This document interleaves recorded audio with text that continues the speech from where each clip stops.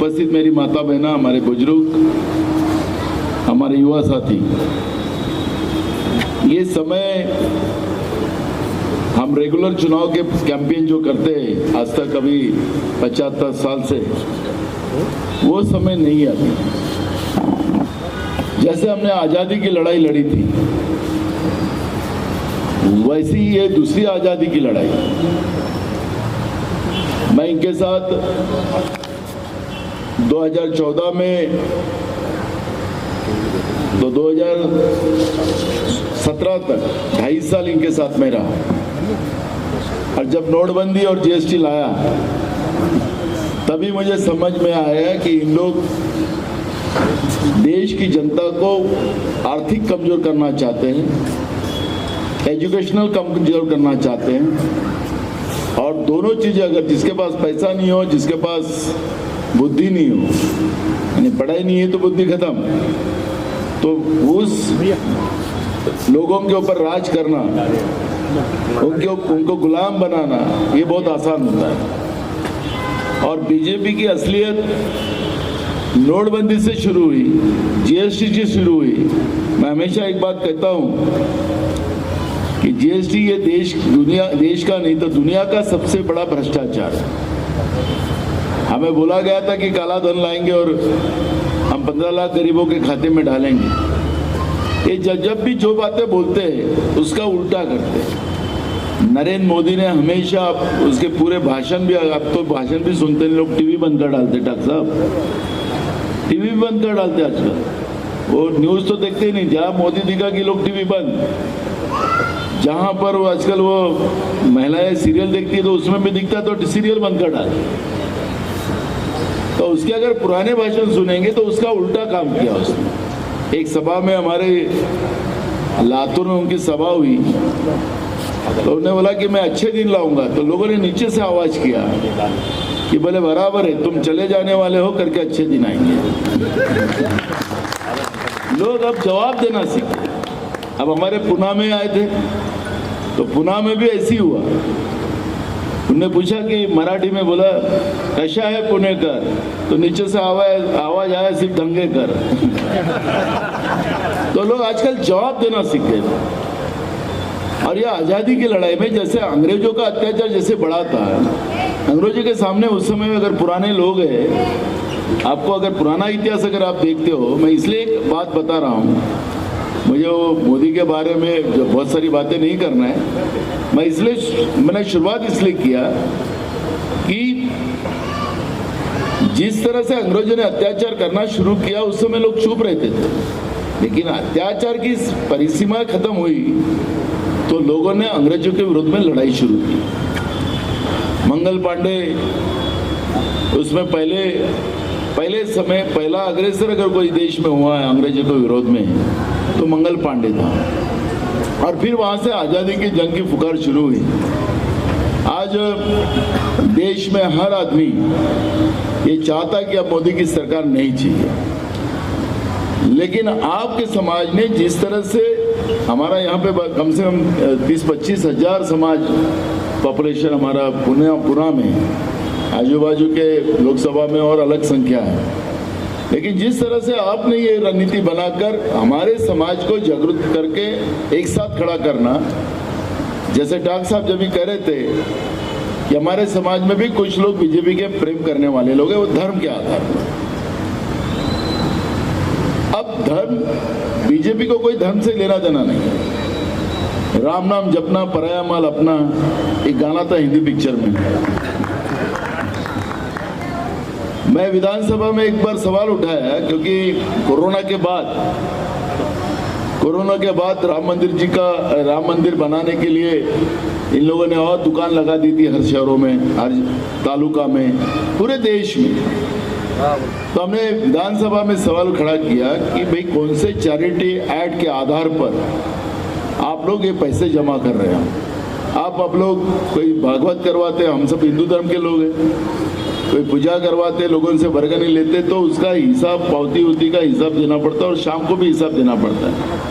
अगर कुछ करना है तो चैरिटी एक्ट से परमिशन लेके अपने को पावती छापना पड़ता है, नहीं तो गैर कानूनी होता है। अपन तो समाज में हिसाब भी दे देते हैं कि भाई मंदिर इतना बनाने में खर्चा हो गया, भागवत में खर्चा हो गया, शाम को हिसाब दे देते। अब राम मंदिर का किसने हिसाब लिया और क्या हिसाब दिया? हम लोग कॉलेज में पढ़ते थे डॉक्टर साहब, जवान साहब, तो हमको भी लगता था कि अयोध्या में मंदिर बने। तो उस समय में उन लोगों ने विटे लाई थी, उसको हमने सिला बना दिए। भाई 2 गांव में, मैं गांव से कॉलेज में जाता था, तो 2 गांव में, हमारा गांव और बाजू के गांव का, मैं सुबह अपना विटे लेता था, भजन डिंडी चलती थी, पैसा जमा किया, विटे दिया, पूजा करके हमने अच्छे से। वो विटे कहाँ गई उसका पता नहीं, वो पैसे कहाँ गए उसका कोई हिसाब नहीं। देखो इन्हें फिर गंगा जी का जल लाया इन लोगों ने, वो गांव के नदी का जल लाए थे, तो लेकिन गंगा जी का बता रहे थे, उसके भी पैसे जमा किया। धर्म के नाम से कैसे लूटा अपने को? मैं धर्म की बात अगर ये लोग करते तो इस बात को भी कि हम लोग धर्म के नाम से, फिर मुस्लिम हो, ईसाई हो, हिंदू हो, हम धर्म के नाम से भोले भाले हो जाते।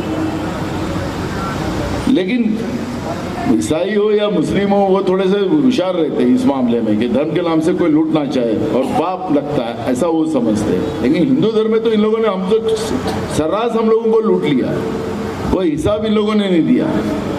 जैसे अविनाश अभी बोल के गया कि जैसे राष्ट्र की बात होती है तो राष्ट्र का मुखिया प्रधानमंत्री नहीं होता, राष्ट्र का मुखिया हमारे देश के राष्ट्रपति होती है। दोनों सदनों की मुखिया प्रधानमंत्री से ज्यादा राष्ट्रपति होती है। मैं विधानसभा अध्यक्ष था महाराष्ट्र की विधानसभा, तो मेरे कैबिन में राज्य के मुख्यमंत्री उप मुख्यमंत्री को मेरे कैबिन में आना पड़ता था, मैं उनके कैबिन में नहीं जाता। राज्यपाल अगर आता है, जब हमारे अधिवेशन में राज्यपाल आता है बजट सेशन में, तो राज्यपाल को लेने के लिए मुझे राज्य के मुख्यमंत्री को और हमको लेने जाना पड़ता है, उनको स्वागत करना पड़ता है। आपने टीवी पे देखा हो। वैसे लोकसभा में भी राष्ट्रपति का महत्व उतना ही है, वो मुखिया होती है। अब राम मंदिर का अगर राष्ट्र का निर्माण किया गया ऐसा वो लोग बोलते हैं, तो मेरा सवाल उन लोगों के लिए है कि भाई राष्ट्रपति क्यों नहीं थी? वो आदिवासी थी, महिला थी, हमारी पिछड़ी जाति की थी, हमारी आदिवासी जाति की थी। भगवान श्री राम के साथ तो सीता जी होना ही चाहिए ना। आखिरी रावण को भगवान श्री राम जी ने जो मारा है, अगर सीता जी को छोड़ के नहीं ले जाते तो युद्ध होने का कारण ही नहीं था। आखिरी हम लोग जय सियाराम बोलना चाहिए तो वो जय श्री राम ही बोलते हैं। अगर महिला का योगदान अगर समाज में नहीं है उनके लिए, तो कौन सा हिंदू धर्म है? हम लोगों ने हिंदू धर्म की अगर बात करते हैं तो ये बात को तो उसमें ध्यान रखना चाहिए कि हमें जो संस्कृति है, हमारा धर्म हमें सिखाता है कि हमारी पत्नी हो या हमारी बेटी हो, आखिरी ये हमारे समाज का एक, हमारी दोनों, हमारे व्यवहार में हमारा ये सब लोग जो रिश्ते हैं हमारे, वो रिश्ते निभाना ही पड़ता है। अब वो लोग चाहते कि भगवान श्री राम ने सीता जी को हमेशा ही बाजू करो और सिर्फ भगवान श्री राम को रखो। हमारे मंदिर जगहों में बनाते हम लोग, तो हम भगवान श्री राम का अकेले मंदिर नहीं बनाते, तो उसमें सीता जी भी रहती, लक्ष्मण जी भी रहते, हनुमान जी भी रहते। इन्हें भगवान श्री राम का अकेले का मंदिर बना दिया, कर दिया ना अलग। ये तोड़ने का काम करते, जैसे शरद पवार जी का घर तोड़ दिया, उद्धव जी का घर तोड़ दिया, हमारा एक आदर्श लेके चले गए, जो अशोक के ऊपर कमल का फूल लगा दिए, अशोक के झाड़ के ऊपर। मेरा ये कहना है कि ये लोग तोड़ने वाले लोग। मैं एक छोटी सी बात बताता हूँ, हम लोग तब समझ में आएगा।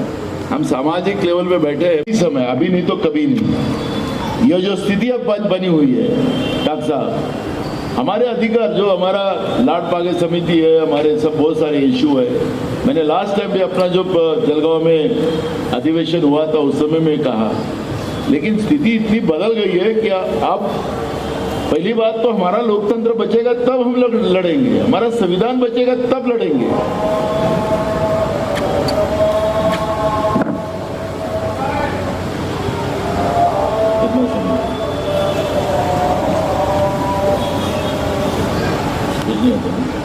आप बोले मेरा ये कहना है कि जो परिस्थिति अब बनी हुई है, ये परिस्थिति को अपने को गंभीरता से सोचना है। आप कह रहे थे, मैं इसलिए ये कहानी इसलिए बता रहा था, और ये वास्तविक है। जो भी लोग हिंदू के नाम से हो या किसी ने टिकट दिया हो, इसलिए हम वो पार्टी में गए हो, हम मेंबर बन गए, हमको कुछ मिला या हमें कुछ बोर्ड का मिला, वो अब इश्यू नहीं है। ये वो सब संविधान और लोकतंत्र रहेगा। ये मोदी जो बोलता है उसका उल्टा करते आया है। मोदी ने जब पहली बार प्रधानमंत्री बनकर वो जब पार्लियामेंट में आए, तो वो पार्लियामेंट के पैर पड़ लिया उसने, ऐसा पूरा। आडवाणी के भी वैसे ही पैर पड़ता था। जहां जहां पैर पड़ लिया, जो जो बात उसने बोला तो समझ लेना उल्टा करेगा। उसने नई संसद बना लिया, वो बंद कर डाला। आडवाणी का कार्यक्रम बजा दिया। मेरी सरकार आई तो महंगाई कम करूंगा बोला, अब महंगाई 4 गुना बढ़ा दिया। 2 करोड़ युवाओं को नौकरी दूंगा बोला, उसमें जो लगे थे उनको भी घर भेज दिया। ये बोलता है तो उल्टा करता है। अभी वो बोलता है हर भाषण में मोदी कि मैं संविधान नहीं बदलूंगा, हर भाषण में बोल रहा है अभी वो। मैं आपको याद दिलाता उसके 2014 से 2019 और 24 तक उसने क्या क्या किया। जो बोला उसके उल्टे किया। तुमको काला धन लाने को, काला धन लाऊंगा 15 लाख रुपए डालूंगा बोला, तो काला धन वो काले धन वालों के पास नहीं था। तुम्हारे घर में जो 1000 का नोट था ना, वो काला धन था। वो तुम्हारे घर का निकाला और वो पैसा बैंक में डलवाया और तुमको लाइन में लगवाया। कौन सा काला धन वाला लाइन में लगा? अदानी लगा, अंबानी लगा। पैसा तुम्हारे घर में रखा था, वो निकाला। तो इनका कहना कैसा कि ये जो बोलते उसका उल्टा करते हैं। संविधान नहीं बदलूंगा ऐसा बोलता तो संविधान बदलने वाला, ये प्रमाण है उसका। और मुझे इसलिए आपके ऊपर मेरे को आपको ये कहना है, आपके आशीर्वाद से हमारे उम्मीदवार रविंद्र धंगेकर जी बिल्कुल यहाँ जीतेंगे, इसमें मेरे को कोई शंका नहीं। हमारा पूरा वाल्मीकि समाज महाराष्ट्र में, हमारा वाल्मीकि समाज पूरे महाराष्ट्र में पूरे ताकत के साथ महाविकास आघाड़ी के साथ है। मैं अभी महाराष्ट्र में हर जगह घूमता हूँ, तब मुझे समझ में आता है कि वाल्मीकि समाज ने ठान लिया है कि इस बार कोई भी हालत में एक भी वोट बीजेपी को ना जाए और ये पूरा वोट महाविकास आघाड़ी को मिले। इस तरह की कोशिश आप सब लोग कर रहे हो और मुझे आप लोगों से उम्मीद है कि जो लोग अभी भी भटके हैं, उनको ये 4-5 दिन अपने पास बचे, वो 4-5 दिनों में उनको भी अपने लाइन में लाकर महाविकास आघाड़ी को वोट करवाने की व्यवस्था आपको सबको करना पड़ेगा। हम ही रविंद्र दंगेकर है, हम ही सुप्रियाताई सुले है, हम ही वो कोल्हे है, अमोल कोल्हे है। तो ये भूमिका रखकर हम लोगों को आगे जाना है और मुझे विश्वास है कि आप सब लोग इसी तरह से। और रही तुम्हारे प्रॉब्लम की बात, जो हमारा अधिवेशन जलगांव में हुआ था, तब भी मैंने जो बात किया, मैं आज भी उस बात को स्टैंड हूँ।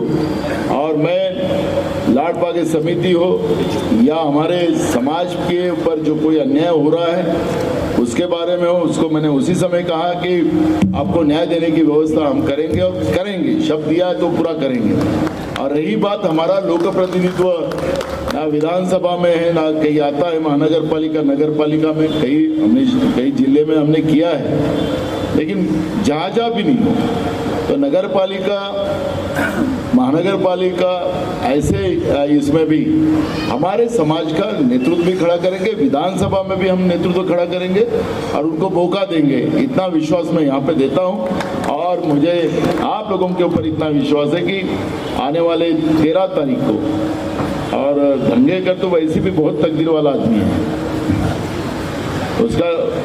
उसका जो नंबर है पहला ही नंबर है, 1 नंबर पे, तो उसको 1 नंबर पे ही लाना है अपने को और अच्छे लीड से, जहां से रविंद्र धंगेकर चुन के जाए।